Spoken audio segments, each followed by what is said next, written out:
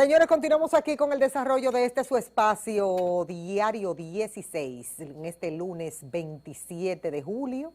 Para nosotros es un placer inmenso darle los buenos días, como cada lunes, al doctor Fulgencio Severino. Doctor, mi cariño de siempre para usted. Buenos días, Miosotis y amigos y amigas televidentes. Para mí un placer estar aquí con ustedes en esta hermosa mañana. Doctor, las decisiones que se han estado tomando en los últimos días en la República Dominicana, si usted tuviera el chance y la oportunidad de tomar decisiones en específico, en vez de ir como por parte en cuanto a lo que tiene que ver con los nombramientos de personas, sería prudente como que se dijera todo el que va a ocupar todas las posiciones para que realmente en un momento tan difícil como el que se está dando en la República Dominicana, económicamente hablando, con una situación sanitaria importante, para que todo el mundo sepa que es a trabajar que se va y que tome este tiempo sin pérdida del mismo, para que realmente ya tenga un programa establecido y después del 16 de agosto ya tenga prácticamente un esquema hecho de lo que va a realizar? Bueno, lo primero que hay que señalar es que esto es nuevo en la República Dominicana, o relativamente nuevo, porque... ¿La situación de la pandemia? No, sino la forma de dirigir del nuevo presidente. Es decir, aquí normalmente los cargos o los anuncios se hacen después del discurso. Del 16 de agosto. 16 de agosto. Hace tiempo que no veíamos ese modelo. A mí me gusta mejor este modelo. ¿Por qué ese modelo? Bueno, pero es que te puede debilitar.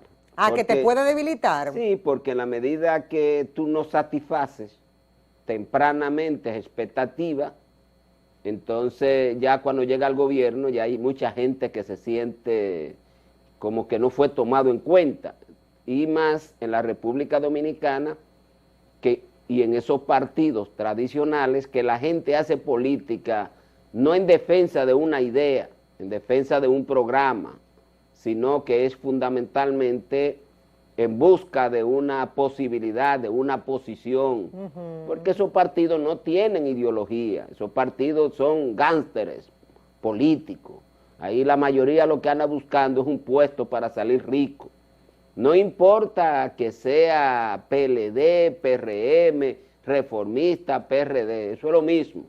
Ahí la gente no anda y que yo quiero ir a un cargo con el objetivo de implementar este programa de gobierno que nosotros nos hemos comprometido. No, nada de eso. Ahí la gente lo que anda desde el más bajito hasta el más alto es detrás de una posición, uno para comer, porque hay en esos partidos, en una sociedad como esta en la que no hay empleo, donde la mayoría del que quiere tener algún ingreso tiene que salir a vender lo que sea, desde quimalito, maví, habichuela, mascarilla, en fin, muchas cosas con bajos ingresos. La gente genera expectativas de que va a apoyar un candidato en función de que un amigo le dijo, apóyanos, que cuando lleguemos te vamos a nombrar. Y en la medida que eso no se produce, pues la gente empieza a sentirse disgustados. Entonces, esta modalidad puede tener algunos objetivos y es anular al gobierno. Es decir, puede tempranamente, como decirle al presidente que termina, ya quien gobierna soy yo, desde el punto de vista mercadotécnico, no desde el punto de vista de la realidad. Entonces, hay que ver, o sea, cuál sería la estrategia Pero uno pensando como en los nuevos tiempos y en la situación que se está viviendo, porque para mí, con la edad que yo tengo, yo nunca en mi vida había visto una situación como la que se está viviendo en la actualidad. Por eso yo hubiese concentrado mis esfuerzos en hacer comisiones de trabajo para... ¿Y comisiones de trabajo sin nombrar a nadie? Puede ser, porque no quito expectativas. Entonces, porque el que no lo nombra, no. ¿Tú crees que ya hay gente que se va a meter en lo que pase con la pandemia en el PRM, que no hay ningún activista desde el punto de vista de defender un programa. No, ya todo el que aspiraba a ser nombrado en el Ministerio de Salud Pública y no lo pusieron, sale a correr. Entonces, por eso lo correcto era aprovechar al máximo los recursos técnicos. Doctor, ya estoy entendiendo lo que usted está planteando. Usted dice, los que se nombraron hasta ahora, yo no los hubiese nombrado. Claro. Pero hay un problema, doctor, que todos los sectores estaban pidiendo, por mencionarle una sola posición, todos los sectores estaban pidiendo un grito a voces diciendo, por la situación sanitaria que está viviendo el país, es obligatorio nombrar un ministro de Salud Pública. Sí, pero lo que es decir, ¿cómo es eso entonces? Lo que pasa es, por ejemplo, que si tú me preguntas a mí desde la periferia, que conozco bien a los médicos del PRM. Sí, porque usted también, por su condición de médico también. Claro, y además que me he pasado la vida entera haciendo actividades en el colegio médico. Tú tienes, por ejemplo, a un Jesús Feriglesia. Doctor, pero si usted... No, pero me refiero desde el punto de vista técnico, no me refiero... Doctor, no sea malicioso. No me refiero desde el punto de vista de aquí. Usted piensa a cuquear las avispas desde ahora. No, pero voy desde el punto de vista de lo que las circunstancias debían imponer. Adelante, doctor. O sea, ¿qué era lo correcto? Que el PRM aprovechara los recursos técnicos que tienes especializados en diferentes áreas. Las dos más importantes son la economía y la salud, o al revés, la salud y la economía, porque es la salud la que está deteriorando la economía. Hoy en día el nuevo ministro está solo, ¿me entiendes? No tiene capacidad para convocar a las personas con mayor influencia dentro del PRM para discutir el qué hacer frente a la epidemia. Le voy a ir preguntando, cuando usted vaya haciendo los planteamientos, ¿por qué usted dice que no tiene capacidad de convocatoria? Porque muchos de los técnicos están en la misma o más, desde el punto de vista político, no me refiero desde el punto de vista del conocimiento. No, claro. En mejores condiciones que él o igual, y tenían las mismas aspiraciones, y no quieren ser subalternos de él. Ok, ya entendí. ¿Entiendes? Entonces, hoy, ¿qué es lo que tenemos? Un Ministerio de Salud Pública que tú has nombrado por adelantado el ministro en medio de una pandemia mal manejada, hastiando a la sociedad dominicana, porque cada día que se anuncian más casos, y si hiciéramos 10,000 casos, 10,000 pruebas, tuviéramos 4,000 casos.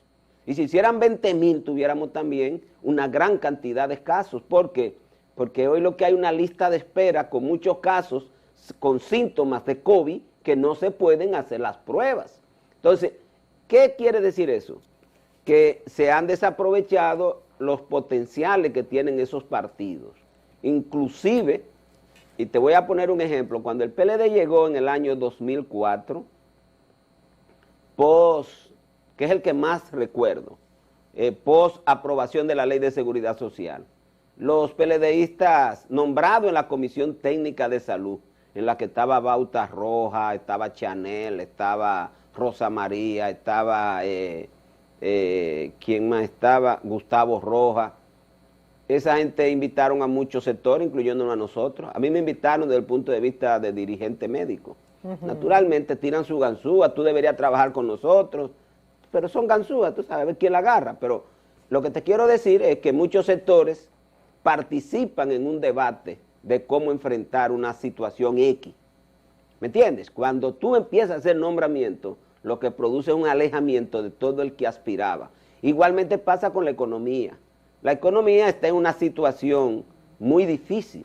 Entonces tú lo que tienes ahora, en vez de tener a un partido, donde tú tienes a un Martínez, ¿cómo se llama este señor? Que no lo he visto en el escenario de los puestos, Martínez Moya.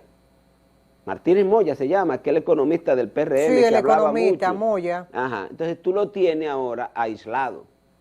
Igualmente te pasa con muchos ministerios. Entonces a mí, por ejemplo, en el Ministerio de Educación, ¿dónde están los dirigentes, por ejemplo, de educación del PRM? Y yo estoy hablando de los dirigentes. de los dirigentes. ¿Quién es el que está formando la transición del Ministerio de Educación? El hermano del ministro de Educación. ¿Me entiendes? Si empieza rápidamente a hacer un movimiento hacia quienes deben ser o serán los futuros funcionarios y no en el aprovechamiento de los recursos técnicos que puede tener un partido para debatir los problemas que tiene el país. Aunque cuando yo le hice la pregunta a usted no ha ido como al corazón. Yo quiero saber que esos sectores, les repito la misma pregunta que le hice al inicio, esos sectores que pidieron que por la situación sanitaria de gravedad había que anunciar el ministro de Salud para que comenzara a trabajar con las actuales autoridades que tenemos ahora. La situación del año escolar que iniciaría, según el calendario, ahora a final de mes de agosto. Y así sucesivamente. Yo sé que hay puestos que no debieron, por ejemplo, ser anunciados. Por ejemplo, turismo sí. Turismo, salud y educación. Yo hubiese mencionado esos tres y los otros no los hubiese mencionado. Yo, o si no tomo y lo menciono a todos para que no haya disgusto interno. Tú puedes, por ejemplo, si hay que mirar, porque uno nunca... Analíceme ese pedacito ahí. Yo siempre he dicho que en la vida real, las cosas es como muestran sus resultados. En el primer momento en el que, por ejemplo, en el área de salud, que es la más trascendente ahora, y la de educación y economía. Salud porque tiene que manejar una situación muy difícil. Exacto. Tú tenías en un primer momento una comisión funcionante. Sin embargo, si tú te vas a las últimas noticias, es como si la comisión hubiese desaparecido. Y de pronto lo que aparece en el escenario público es el ministro. Sí, inmediatamente. Estamos hablando de las autoridades que no se han instalado todavía. Sí, de las que no se han instalado. O sea, cuando nombran la comisión de salud en la que está el que fue designado, por lo menos desde el punto de vista del Twitter, como ministro de salud o futuro ministro de salud, esa comisión era la que iba al Ministerio de Salud Pública. Ya. Sin embargo, usted lo que quiere decir que debió crearse, no decir quién era el ministro. Así es. Sino dejar esa comisión que trabajara y reforzarla, que discutiera la situación, elaborar un programa de salida que le sirviera de base a quien se nombrara en el futuro ministro de Salud. Pero después parte de los que trabajaran en esa comisión iban a creer que iba a ser parte del pero una cosa es lo que tú creas y otra cosa es porque en el Ministerio de Salud Pública hay 6 viceministerios. ¿Me entiendes? O sea, tú tienes viceministerio. Ahora, lo que yo digo es que se ha sustituido el trabajo colectivo, el conocimiento colectivo por el conocimiento individual. Ya el ministro de Salud Pública lo que está pensando en quién es su equipo. ¿Quién es su equipo? Que no necesariamente responde al que tenga más conocimiento y más capacidades. Porque recuérdate que no todo el que tiene capacidades quiere ser viceministro, no quiere ser director de un departamento. Y vuelvo a insistirte en una persona, no porque me guste, sino porque quiero ponerlo como ejemplo para que el público nos entienda. Tú no puedes sacar de circulación en la discusión sobre el tema de salud en República Dominicana en este momento al doctor Jesús Félix Iglesias. Tú no lo puedes sacar, sin embargo él no aparece. Tú te vas a economía. Pero doctor, una preguntita, quiero hacerle ahí mismo, para que vaya consono. Pues la gente me puede decir, mi Soti, pero pregúntale eso a Fulgencio. Pero todavía no se han instalado, es decir, puede ser que se ha nombrado, inmediatamente salga el listado al otro día 17 de agosto. No me refiero que no se ha nombrado, porque lo podrán nombrar asesor, todo lo que... No me refiero a eso, me refiero al aprovechamiento de la información que maneja para enfrentar la epidemia, porque aquí hay que tomar una decisión frente a la epidemia. Al otro día del nuevo presidente tomar posesión, tiene que tomar una decisión frente a la epidemia, porque en el caso mío muy particular, no creo que el toque de queda va a tener los niveles de incidencia para reducir el número de casos que hay que reducir en la República Dominicana, o sea, la mitigación de la pandemia no tendrá sus resultados que se esperan con el simple cierre del país a partir de las 7 de la noche. No lo tendrás porque no hay ningún estudio, ni personal, ni de ninguna forma, que avale que la gente se estaba contagiando era durante la noche. No lo hay, es simple y llanamente dando palo a la ciega.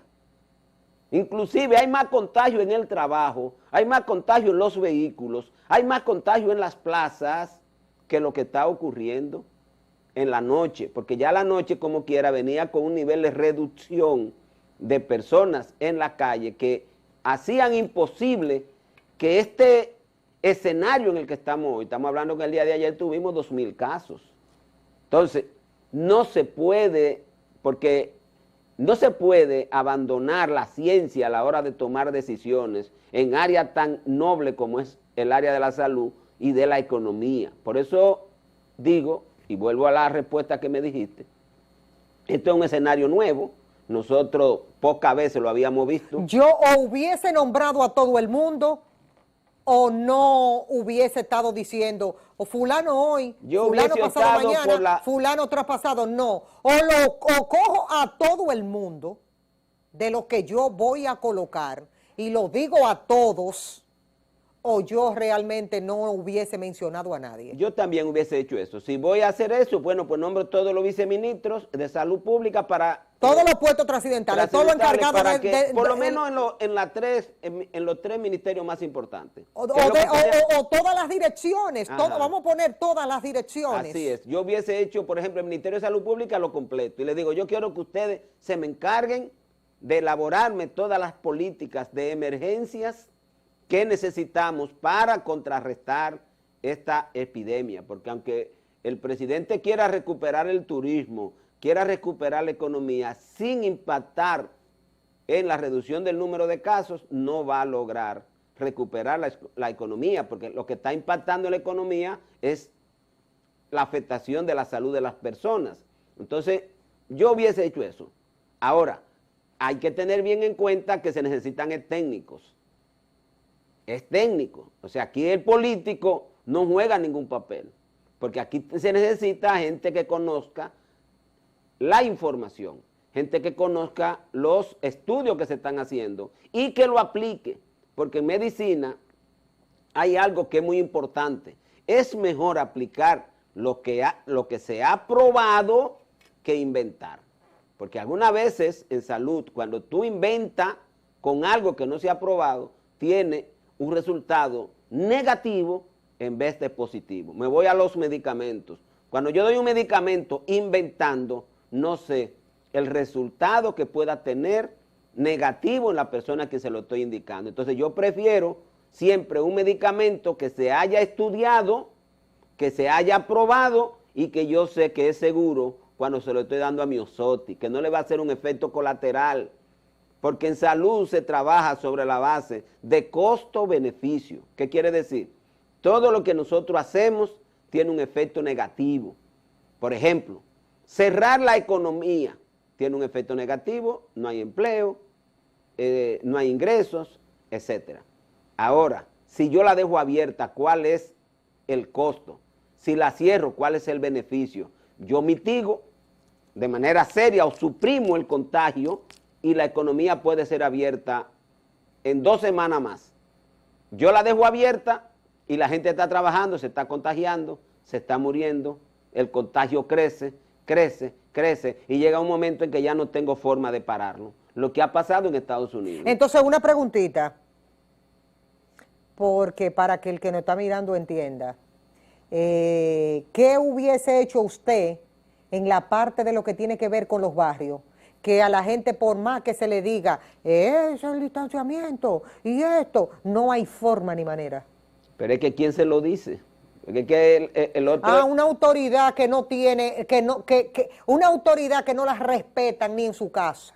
Entonces, lo primero es que si tú me haces pasar trabajo, que yo no tengo ni siquiera cómo hacerme una prueba, ¿qué autoridad tú tienes sobre mí?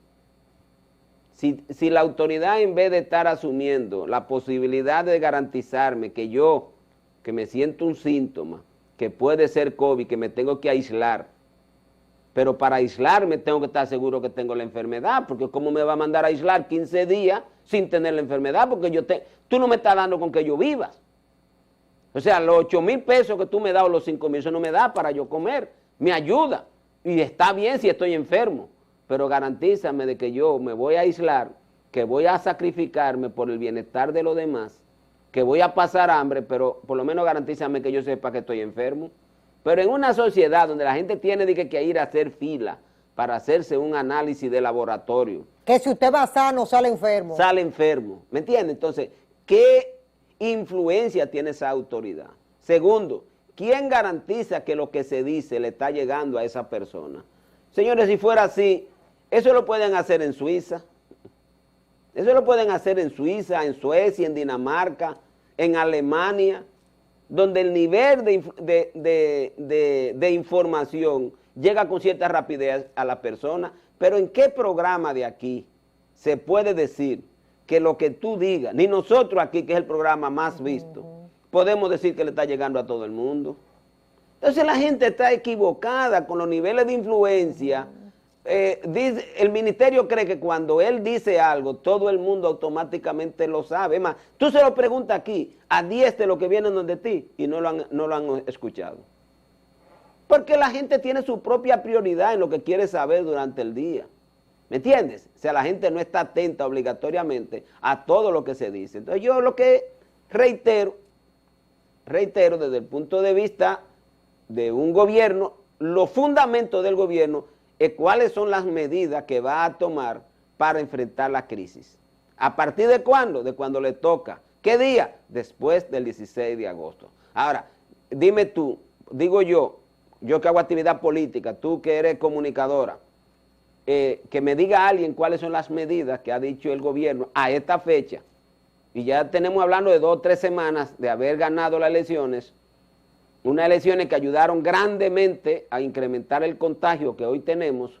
¿Cuáles son las medidas que va a tomar el gobierno para enfrentar la crisis a partir del 16 de agosto? Eso es lo que hay que discutir aquí. Medidas estas que pudieron estarse discutiendo, si se podían implementar con el propio gobierno ahora mismo, porque aquí cada día que se pierden, en salud nosotros decimos, retraso en una atención, son personas fallecidas. Si aquí no se puede privar en listo, aquí, en salud. O sea, usted no puede privar que cuando yo entre es que voy a tomar mis decisiones. Eso está correcto. Pero si yo sé algo que puede ayudar a que la población no se me enferme, yo hago que el gobierno que está, la discuto para ver si él la puede aplicar.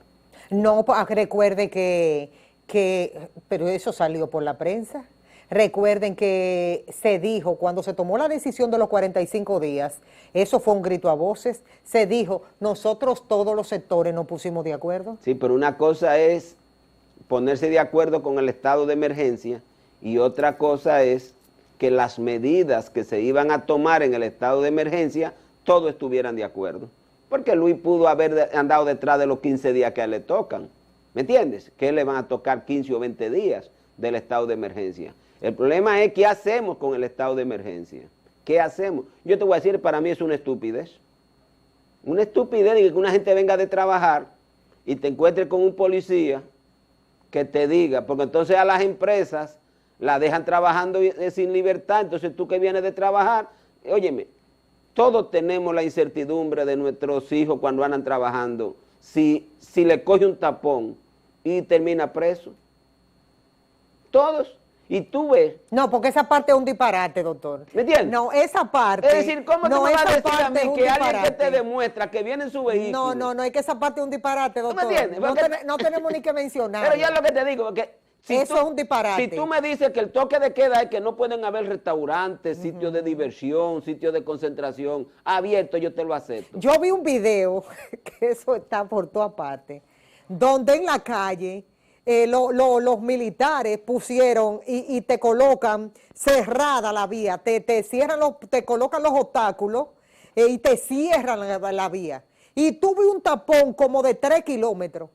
Y entonces cuando tú ves ese tapón, ellos, yo no sé cómo es que ellos hacen o para qué ellos hacen eso. Entonces ellos van abriendo como a cuentagotas y Sí, dejan pasar como 2 o 3 y el taponazo, pero a las 5 de la tarde se le ocurre a un genio tapar la vía en vez de dejar la vía franca para que no haya tapón, para que la gente llegue a su casa. Entonces, es como una partida como de estúpidos, que hay que decírselo en los medios de comunicación, una partida de estúpidos, eso está lleno el país de muchos estúpidos. Entonces, esa partida de estúpidos cierran la vía, no se sabe para qué, a las 5 de la tarde. ¿Qué hace la gente? Cuando viene a llegar a su casa son las 8:30 de la noche. Y tú dices, ¿pero qué es esto? Entonces es una estupidez. ¿Quién da la orden de eso? Un estúpido, porque nada más un estúpido manda a cerrar la calle y un tapón y provoca un tapón de 3 kilómetros. pero por eso es que te digo es que si cuando tú vienes a ver todas las medidas del gobierno, lo que impulsan es al contagio.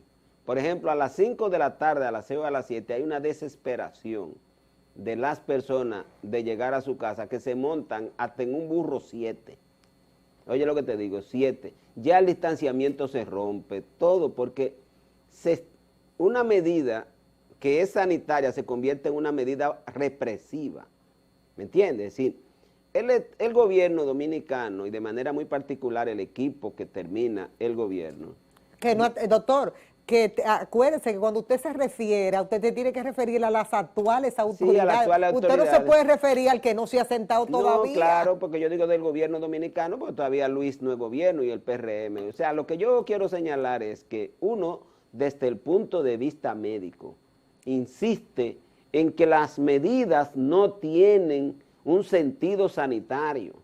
Que no se va a mejorar la Es decir, situación. Es decir, usted no puede tomar una medida, en el caso que estamos haciendo referencia, y entonces que la decisión suya de controlar la circulación en la calle afecte el objetivo de reducir el contagio. Porque cuando usted presiona, primero manda a la gente y la monta en un camión atrás todos juntos, sin respetar distanciamiento.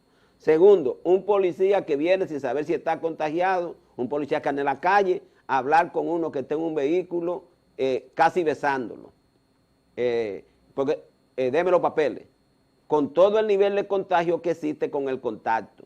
Y tú te preguntas, pero si una persona viene de su trabajo, viene en un vehículo, usted lo que tiene que concentrarse en los lugares de diversión, en los lugares donde se concentra la gente, y que usted ha dicho que en esos lugares es que hay contagio. No, pero se ponen en la calle a crear obstáculos, a dificultar que la gente llegue. Cuando la gente no controla, no quiere decir que no hay personas que lo hacen intencionalmente, pero la mayoría de las personas lo hacen porque le coge el tiempo en la calle y cuando vienen de regreso a su casa lo que se encuentran es con esta dificultad que significa la policía en la calle deteniendo a todo el mundo. De tal manera que por eso yo vuelvo a insistir y ojalá que Plutarco nos escuche, o el doctor Plutarco nos escuche. Es necesario que se discuta cómo es que se va a enfrentar la situación de la epidemia, porque las actuales autoridades no dan pies con bola.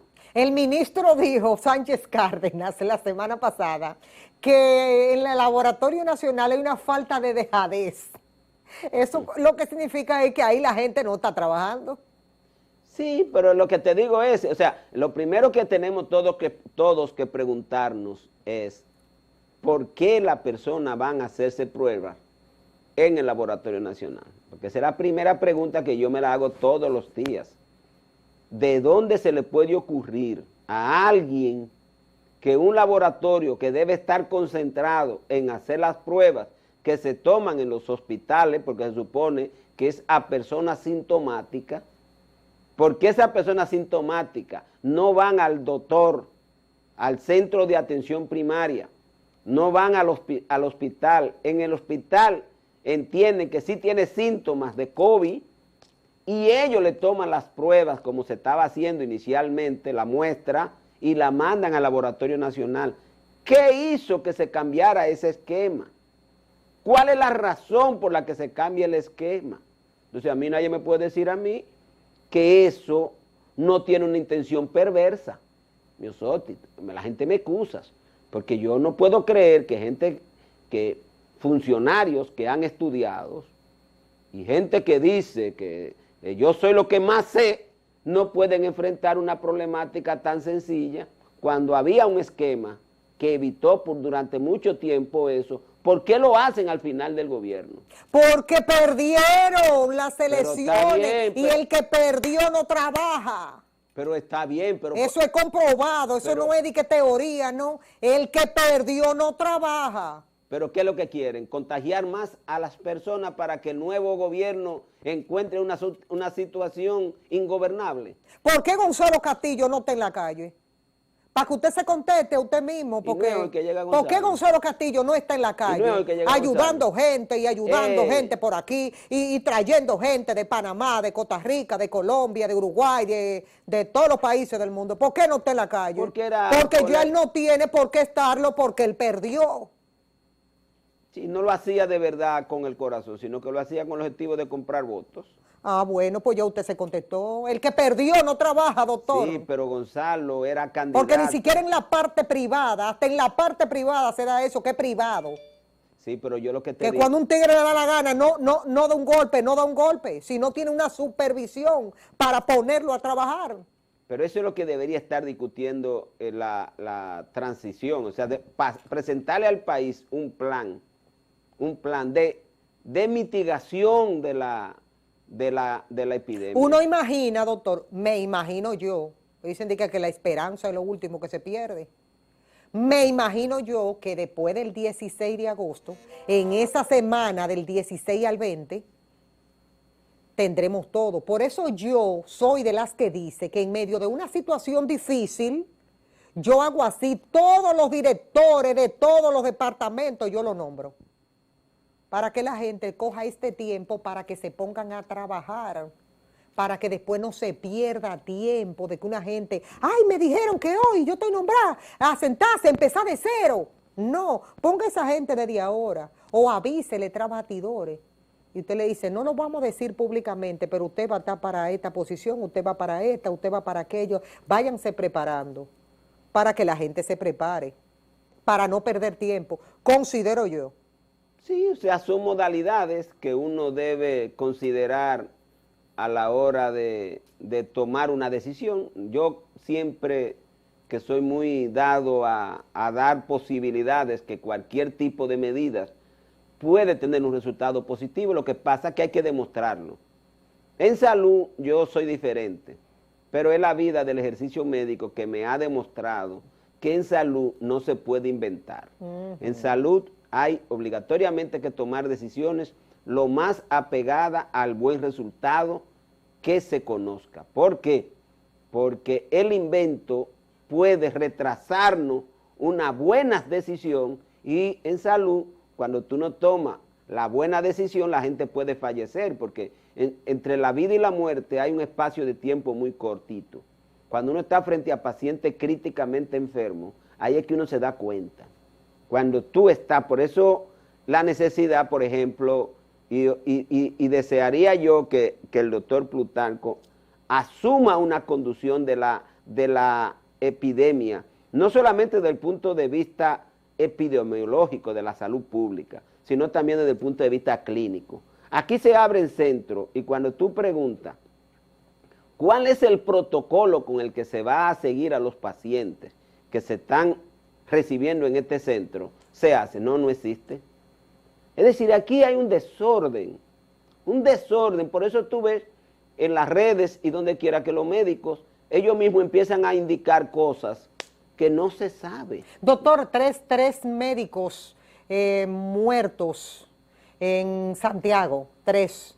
No es que nosotros tenemos decenas de médicos infectados. Sí, pero de mayo para acá, en mayo una, después en junio otro y ahora en julio tenemos el más reciente de los médicos muertos, gente que ha estado hasta luchando en contra de la pandemia. El profesor Castillo del profesor Centro Médico, Castillo, una persona muy dedicada a la educación médica durante años, en el Hospital Presidente Estrella Ureña. Una gente que a uno le duele mucho que esa cosa ocurra, pero nosotros nunca habíamos tenido una situación tan crítica, porque estamos hablando de un desbordamiento de la demanda de servicios de salud en los hospitales, y a mayor demanda, indiscutiblemente, que se pierden todos los controles, porque a todo eso no hay un esquema por cuántas camas vamos a tener médicos. ¿Tú me entiendes? Si aquí hay lugares donde tienen una cantidad de camas abiertas, con un número de médicos que no es suficiente ni para el propio médico tener un control absoluto del enfermo, pero tampoco para su propia protección. Porque yo quiero que ustedes sepan que estos pacientes se atienden con un overall en el que usted no puede salir, y usted va a comer, tiene que quitárselo y hay que botarlo. Pero si toda esa indumentaria. Sí, claro, tú tienes que quitar, ya no te lo puedes volver a poner. Ya no te lo puedes volver a poner. No, pero ¿qué pasa? Que si no hay suficiente, te lo vuelve a poner y te va a contagiar. ¿En cuánto le sale al Estado Dominicano un paciente en UCI diariamente? No sé, no te puedo decir. Va a depender del UCI en el que se esté, porque la mayoría de ahí de los recursos depende del medicamento que esté utilizando, porque si usan el Tocilizumab, pues eso le sale un paciente, nada más el medicamento sale en más de 80,000 o 90,000 pesos diarios. Ese medicamento. Para un solo paciente. Para un solo paciente, diario.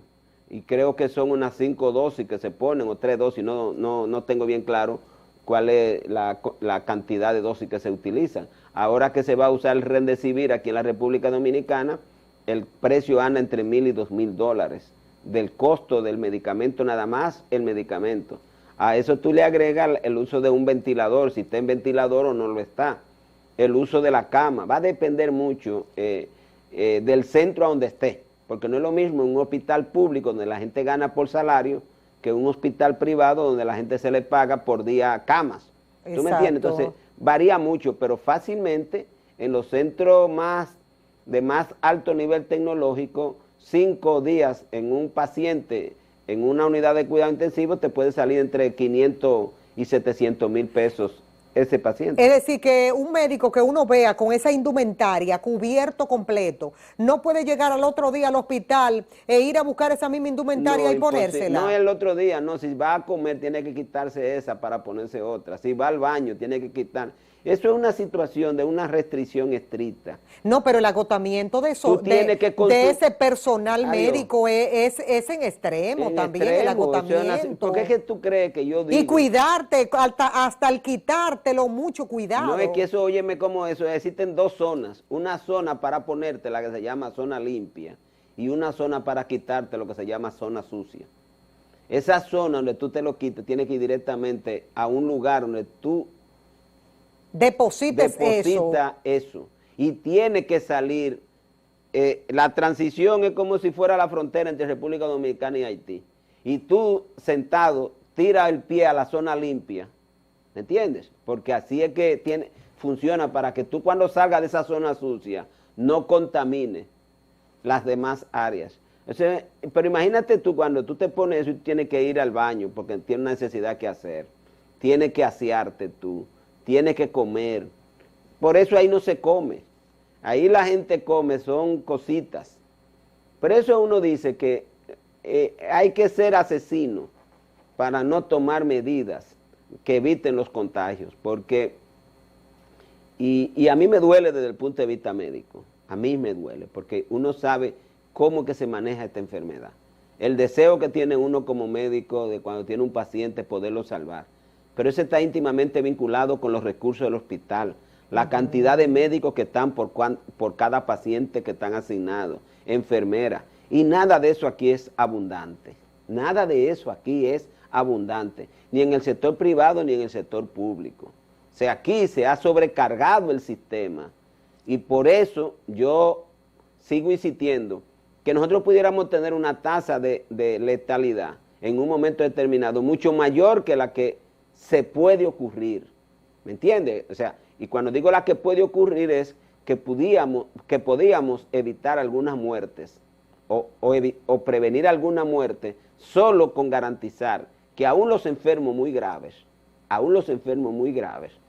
pudieran tener una atención adecuada en cantidad de personal, que el personal se pueda mover, que en vez de ser servicios de 24 horas pudieran ser de 8 horas, de tal manera que es más fácil manejarte. Yo salgo, como, yo me puedo pasar 8 horas sin comer, sí. Entra otro, al final 8 horas, sale, pero un personal de 24 horas, la situación es de agotamiento, de dificultad seria para poder hacer cosas que el ser humano durante 24 horas tiene que hacer, y siempre la posibilidad de contagio es elevada. A esto hay que agregarle que la mayoría de los centros no protegen a los médicos de manera correcta, y la cantidad de pacientes que tenemos que tienen la enfermedad pero que no tienen esos síntomas, sino que van por otro, y ahí es donde tenemos el mayor nivel de contagio.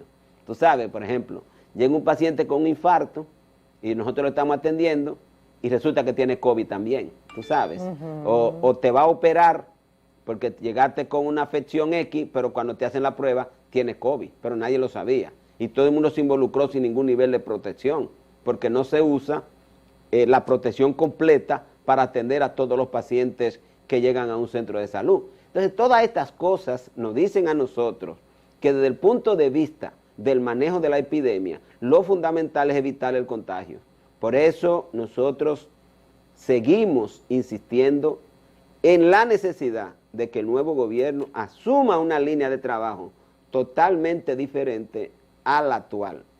El actual ha sido dejar que las cosas corran, tomar medidas mínimas, bajo el supuesto es proteger la economía, pero la economía cada día se hunde más. Sí, está mucho más deteriorada. Y mientras más prolonguen la epidemia en salud, peor será la situación económica de la República Dominicana. Por eso mi llamado es que le presenten al país una propuesta de solución a los 3 graves problemas que tenemos en este momento, que es la crisis sanitaria, la crisis económica y el tema del inicio del año escolar, que son los 3 grandes problemas que tiene hoy la sociedad dominicana y que tiene que enfrentar en lo inmediato.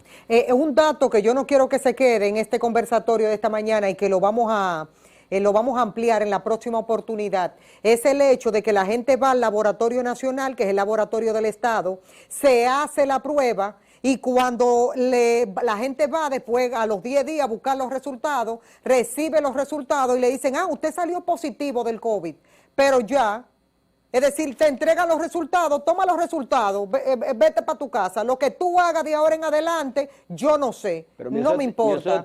Y entonces, eso hay que decirlo para que el pueblo dominicano sepa, te hago la prueba, saliste positivo, pero yo no te doy ni un brochure ni nada para que tú vayas a tu casa y lo pongas en práctica. Y la gente dice, estoy positivo, ¿y qué hago? La autoridad no te responde, no tiene capacidad de respuesta. Pero Miosotti, finalmente, antes de que cierre, algo que no quisiera que se me escapara en el día de hoy. Hay que resolver el tema de que una persona que da positivo, para regresar al trabajo le obligan a una nueva prueba que dé negativo. Por Dios, resuelvan eso. Porque si quieren salvar la economía y lo que hacen es que el empleado lo tienen fuera. Entonces, ese empleado, yo tengo una persona que fue a mi consultorio, que hace 2 meses dio positivo y tiene 2 meses detrás de una segunda prueba para que dé negativo. Pero por Dios, resuelvan eso, sirvan para algo. Porque si le están exigiendo a la gente que se reingrese al trabajo y el que da positivo no le pueden hacer una segunda prueba que diga que está negativo, lleguen a un acuerdo con las empresas que después de 15 días, que eso está demostrado, ya la gente no contagia y déjenlo entrar después de 15 días, porque no hay capacidad para que ese empleado se haga una segunda prueba. Y en muchos sitios, por ejemplo en Estados Unidos te obligan 2 pruebas negativas. Sí. Pero hay otros países que con una negativa es suficiente, pero resulta que aquí no hay forma de hacérselo. Bueno, se nos fue el tiempo. Doctor, nos veremos en la próxima oportunidad. Son muchas las cosas que hay que tomar en cuenta en medio de esta situación complicada y difícil. Feliz día, pórtense bien.